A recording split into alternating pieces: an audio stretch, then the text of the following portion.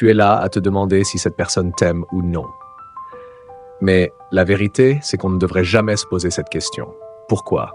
Parce que celui qui t'aime te le montre, te le prouve sans ambiguïté, sans détour. Alors, laisse-moi te dire une chose, arrête de chercher des excuses. Arrête de te mentir à toi-même. Si tu vois ces signes, c'est qu'il est temps de tourner la page, de passer à autre chose et de t'élever. Le premier signe, le silence. Tu sais, ce silence qui pèse, qui te ronge.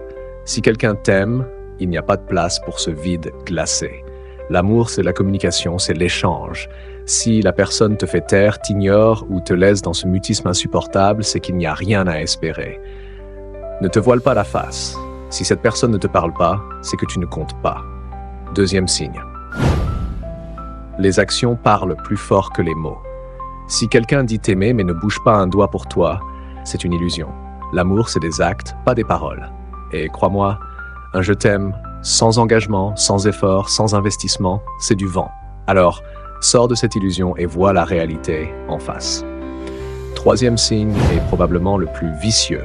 Tu te sens constamment en compétition avec d'autres. Oh, tu les connais. Ces personnes qui te font sentir que tu dois toujours prouver ta valeur, que tu n'es jamais assez bien. Si tu es toujours en train de te battre pour leur attention, leur amour, c'est que tu n'es pas aimé.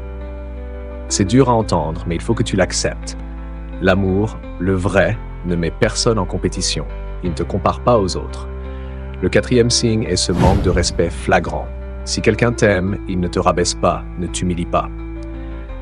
Tu connais cette sensation, non? Ces petites remarques blessantes, ces sous-entendus venimeux qui te rongent de l'intérieur. Ah, ce mépris déguisé sous des blagues. C'est insidieux. Ah, mais tu le sais au fond de toi. Alors, arrête d'excuser ce comportement. Si quelqu'un te manque de respect, il n'aime pas. Point final. Cinquième signe, l'égoïsme.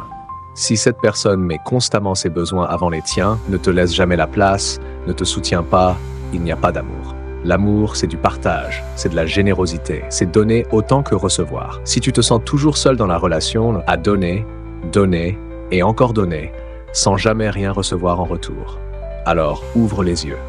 Tu ne fais pas partie de ses priorités. Et ça, c'est le signe ultime de désintérêt. Le sixième signe, tu te sens toujours coupable. Coupable de tout et de rien.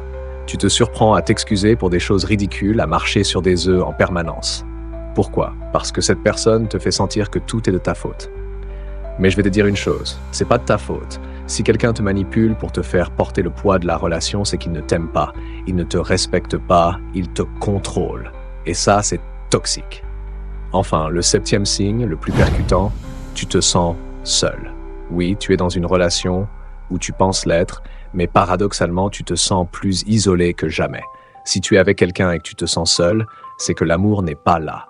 L'amour, c'est une connexion, une intimité. Si cette personne ne te donne pas ce sentiment de sécurité émotionnelle, si tu te sens abandonné, même quand elle est à côté de toi, il est temps de t'éloigner. Ne mens plus. Le stoïcien que tu es doit savoir accepter la réalité. Ne cherche plus des justifications dans le vide.